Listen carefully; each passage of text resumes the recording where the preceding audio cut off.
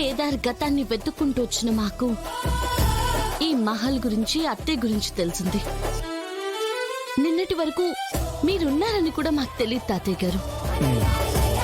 అయ్యా, మీరు ఊరు నుంచి వెళ్ళినప్పటికీ ఇప్పటికీ చాలా మారిపోయారు.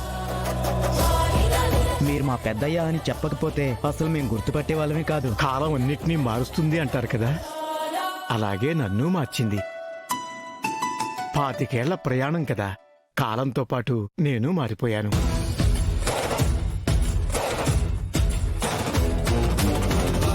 అయినా ఇన్ని రోజుల తర్వాత తిరిగి రావాలని మీకెందుకు అనిపించింది? కొన్ని నెలలుగా మనసులో ఏదో అలజడి. 25 ఏళ్లు ఆ పరమేశ్వరుడు ధ్యానంలో ఉన్న నాకు ఇలా ఎప్పుడూ జరగలేదు.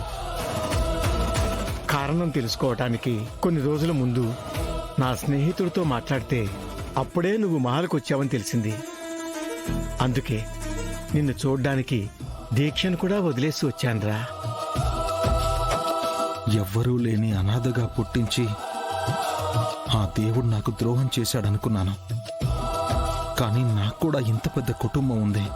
నన్ను ప్రేమించే తాతయ్యని నాకు దగ్గర చేసి నాకు ఆ దేవుడు న్యాయం చేశాడు తాతయ్య. అనాథవా? నువ్వు ఈ కోటకి సంస్థానానికి వారసుడివిరా. నువ్వు అనాథవి ఎలా అవుతావు?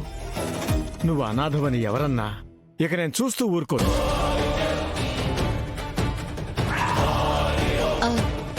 తాతయ్య గారు, మీరు అలసిపోయి ఉంటారని మాకు తెలుసు. కానీ మాకు మీ సహాయం కావాలి. కేదార్ పుట్టుకని నిరూపించడానికి మాకు ఒక సాక్ష్యం కావాలి. కేదార్ పుట్టుకను నిరూపించుకోవాలా? అసలేం జరిగింది? సాక్ష్యం ఎందుకు?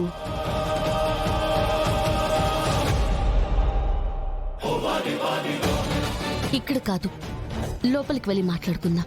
సరే అమ్మా. తాతయ్య రెస్ట్ తీసుకుంటారా? ఈవినింగ్ నేనే తాతయ్యని రాచబండ దగ్గరికి తీసుకొస్తాను. సరే బాబు, వస్తాం. మంచిది నాయనా. రంగా, కార్లో తాతయ్య బ్యాగ్స్ తీసుకురా. సరే అమ్మగారు. నువ్వు ఇక్కడే ఉండు.